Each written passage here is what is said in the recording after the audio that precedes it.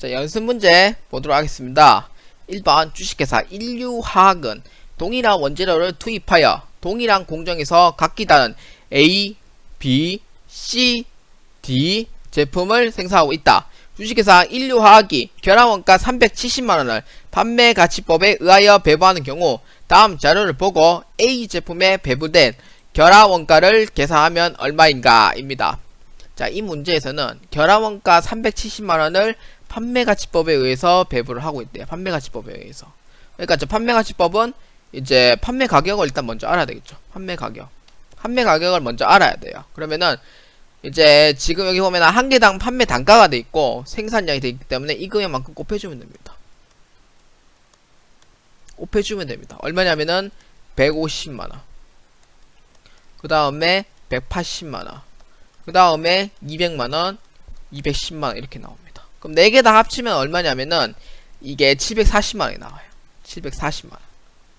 4개 다 합치면 740만원이에요. 그러면은 이 문제에서 요구하는 사항은 A 제품에 배부될 겨다원가를 계산하면 얼마라고 했어요. A 제품에 이거를 요청하는 문제예요. 이거를 일단 판매 금액은 얼마인지 나왔어요. 판매 금액 150만원, 180만원, 200만원, 210만원 합쳐서 740만원이 나왔어요. 740만원. 그러면은 이렇게 계산하면 돼요. 결합원가가 370만원이니까 370만원에 이제 판매 금액이 얼마? 150만원에서 4개를 합친 금액 얼마? 740만원만큼 나눠주면 되는 거예요. 그 얼마냐면은 이게 얼마냐면은 이제 75만원이 나옵니다. 75만원. 이게 바로 결합원가에 배분된 금액이 돼요. 75만원. 이게 결합원가에 배분된 금액이 됩니다. 그래서 얼마냐? 정답은 3번 75만원이다 라고 보시면 됩니다. 자, 다음 2번 문제입니다. 다음 부산물과 공통원가 배부에 대한 설명 중 틀린 것은 입니다. 부산물이란 주산물의 제조 과정에서 필연적으로 파생하는 물품을 말한다. 이게요. 요새 책을 제가 NCS 교재하고 이렇게 같이 보지만 NCS 교재에서 없는 게 너무 많아요. 게다가 너무 많아요. 너무 많기 때문에 이 부산물에 대해서 제가 알려드리고 할게요. 주산물이 있으면은 주산물이 있고 부산물이 존재를 해요. 근데 주산물은 판매 가치가 굉장히 셉니다. 판매 가치가 있어요. 있지만 부산물은 판매 가치는 있지만 현저히 낮아요.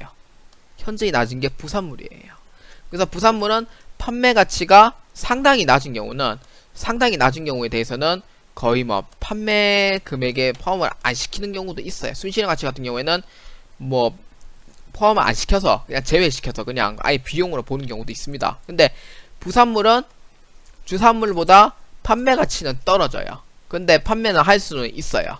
판매는 할 수는 있습니다. 그래서 판매가 가능한 거기 때문에 부산물에 대해서는 판매는 가능을 합니다. 판매는 가능을 하지만 이제 판매 가치가 너무 떨어진 경우에 순실현 가능 가치를 써버리면은 그 해당의 비용으로 다 봐요. 그래서 이게 있습니다. 그래서 이거 있어요. 근데 판매 가치는 있다라고만 그렇게 생각해 주시면 됩니다. 그래서 1번은 맞아요. 필연적으로 파생하는 물품을 얘기해요. 그러니까 쭉 소라는 그게 이제 있으면은 소가 있으면 소머리하고 그 다음에 대창하고 곱창하고 그 다음에 뭐 앞다리 뭐 뒷다리 뭐 이런 거는 전부 다 부산물이에요.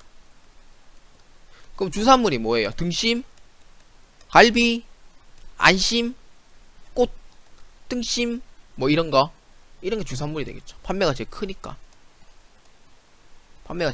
그런데 소에서 소머리를 없애버리면은 없죠. 소머리 없애버리면은 나 판매가 적다. 소머리 없애겠다. 말도 안 되죠. 판매 가치가 적은데 대창을 없애겠다. 이 말도 안 되죠. 소머리 소가 이제 가치가 없는데 뒷다리 없애겠다. 말도 안 되죠. 그래서 그게 부산물은 무조건 필연적이에요. 그러니까 선택이 아닌 필수예요. 필수. 부산물은 무조건 나와요. 필연적. 그러니까 주산물만 판매를 하겠다. 그 부산물은 다 버리겠다. 그럴 수도 있어요. 그런데 소를 키우는데 앞다리 없애겠다. 뒷다리 없애겠다. 뭐 곱창 없애겠다. 대창 없애겠다. 말이 되냐고. 안 돼요. 소가 죽어버린단 말이에요. 그게 장기 기능이 없기 때문에 죽어버린단 말이에요.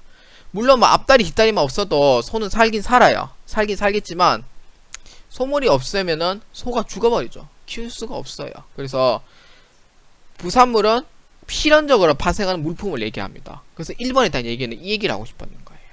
그러니까 주산물이 있는 반면에 부산물도 반드시 존재를 합니다. 그래서 필연적으로 발생하는 물품을 얘기하는 게 맞아요.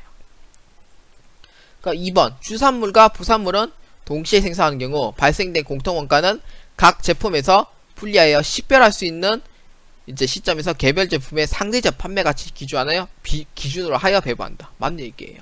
그러니까 주산물이 뭐 한 개당 단가가 3,000원이고 부산물이 한 개당 단가가 500원이다. 그렇게 해도 상대적 그러니까 부산물도 아까 얘기했잖아요. 판매할 수 있는 거라고. 그래서 상대적 판매 가치가 가능하다는 거예요. 가능한 거예요. 부산물도 판매 가치가 존재하기 때문에 있는 거예요. 제가 아까 얘기했던 부분이죠. 3번은 주산물과 부산물의 공통원가는 생산량 기준 등에 적용한 것이 더 합리적 판단한 경우 방법을 적용할 수 있다. 맞는 얘기예요. 생산량 기준. 킬로그램 수로 따진다고 본다. 아니 부피나 면적으로 볼 수도 있죠. 판매 가치 금액이 없더라도 킬로그램이나 부피나 면적을 통해서 결합원가 계산이 가능해요. 맞는 얘기예요. 근데 답은 4번입니다. 중요하지 않은 부산물이라 하더라도 순실현 가능 가치를 측정하여 반드시 주요 제품과 구분하여 회계 처리해야 한다. 판매 가치가 현저히 떨어지면은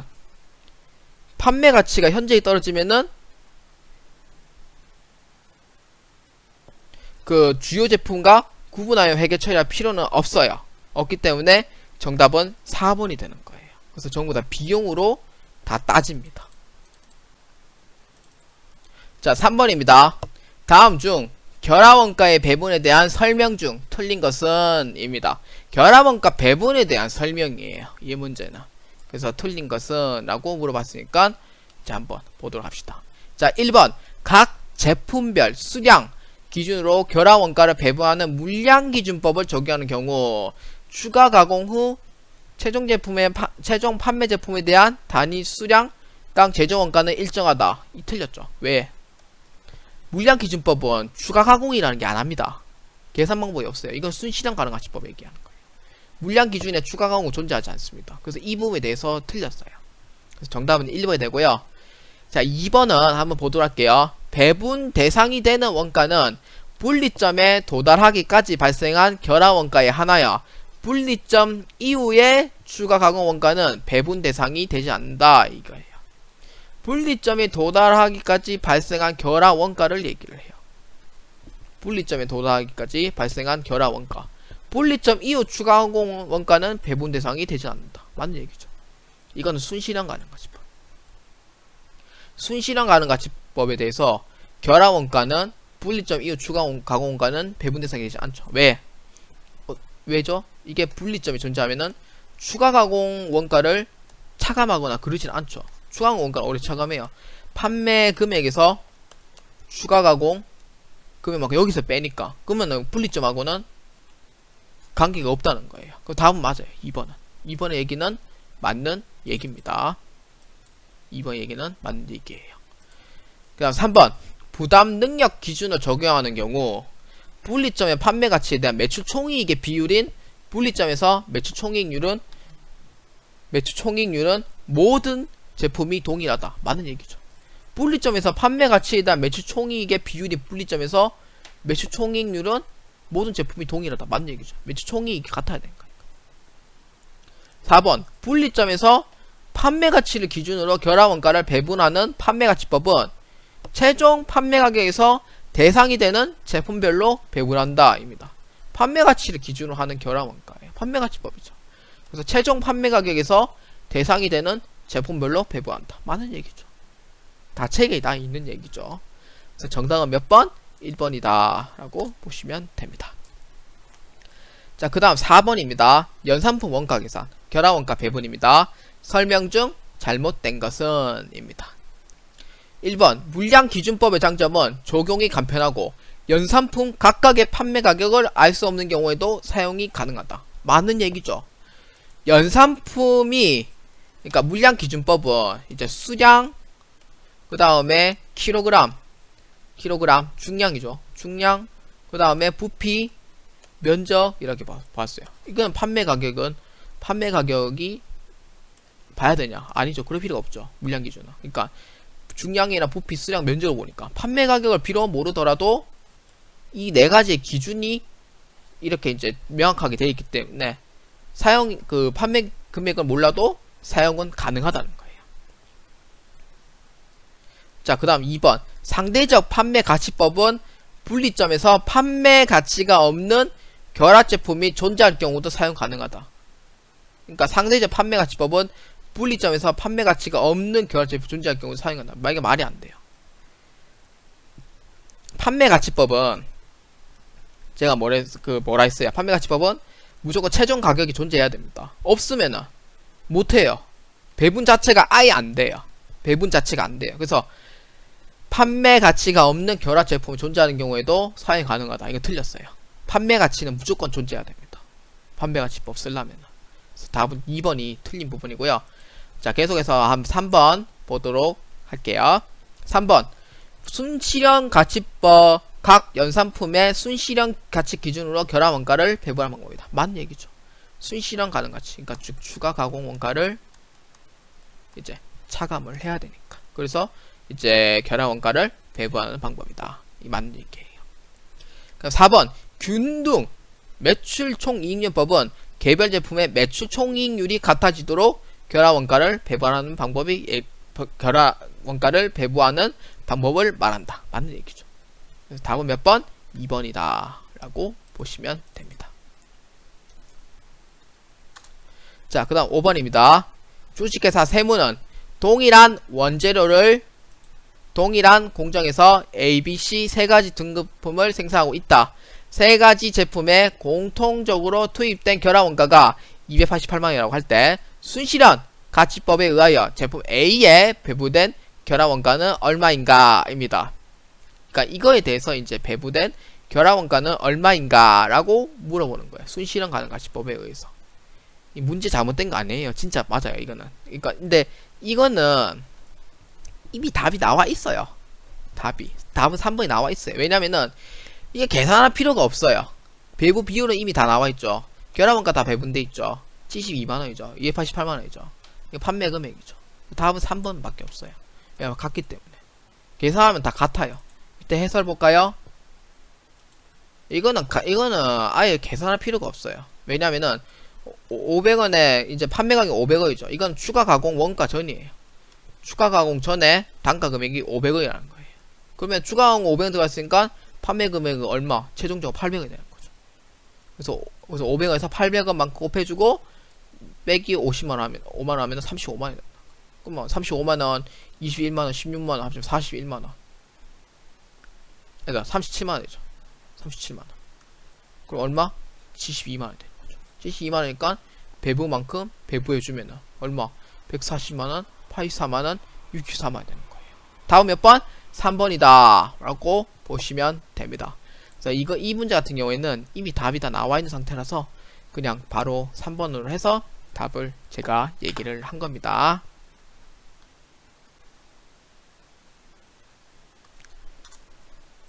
자, 다음 시간은 제7장 표준 원가 계산에 대해서 공부해 보도록 하겠습니다.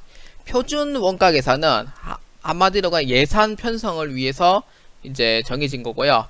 그러니까 실제 금액이 아닌 이제 하나의 이제 정해진 표준의 금액을 정해서 이제 계산하는 방법이 됩니다. 표준 원가 계산은 이제 전산 세무 1급에서만 이제 존재하는 문제가 됩니다. 전산 세무회계 2급은 제 6장 결합 원가 계산까지가 시험 범위였고요. 전산 세무회계 1급은 계속해서 7장 표준 원가 계산에 대해서 계속해서 공부를 해보도록 하겠습니다.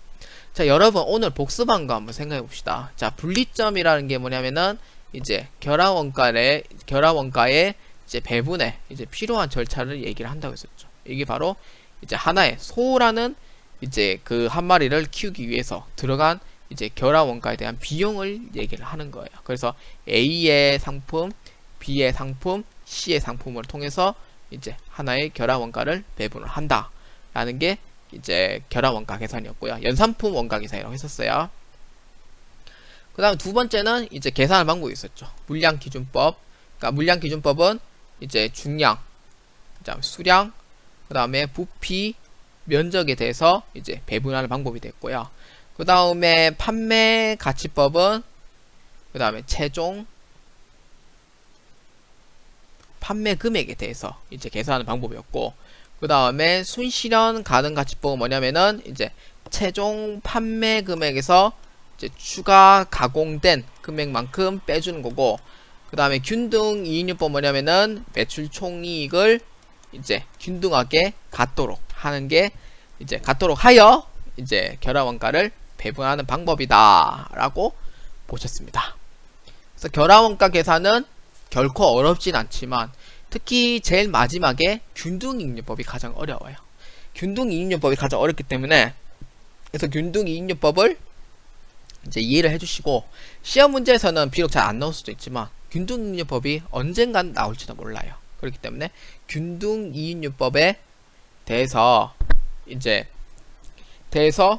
조금 이제 알아두실 필요는 있고요.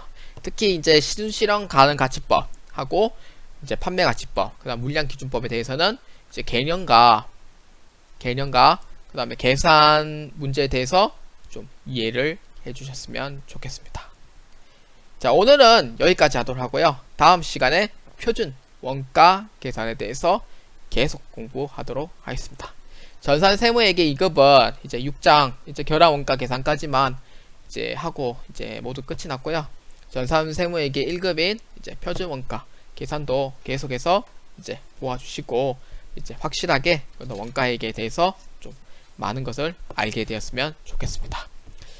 제 강의가 조금 이제 뭐 재미없다라는 얘기도 하지만 솔직히 이해하기 쉽도록 저는 얘기를 지금 하려고 노력은 하고 있어요. 이해하기 쉬운 게 이제 여러분들이 이제 공부하는 거 이렇게 보시면 되겠고, 특히 전산 세무회계나 전산 회계 시험에서 이제 도움이 이제 많이 될 거라고 저는 생각하고 있기 때문에, 물론 이제 선생님의 이제 능력이 달렸죠. 얼마만큼 이제 이해를 하냐 그거에 대해서 달려있기 때문에, 얼마만큼 쉽게 얘기를 하냐 그거에 대해서 또 달려있죠. 그거 달려있기 때문에 저는 이제 뭐 들어보고 좀 이제 만족하냐 만족 안 하냐, 그 다음에 이제 다음에 또 할 때는 어떻게 또 개선하냐, 이렇게 해서 또 많은 또 생각을 또 가질 수 있게 저도 개인적으로 될 거라고 생각합니다.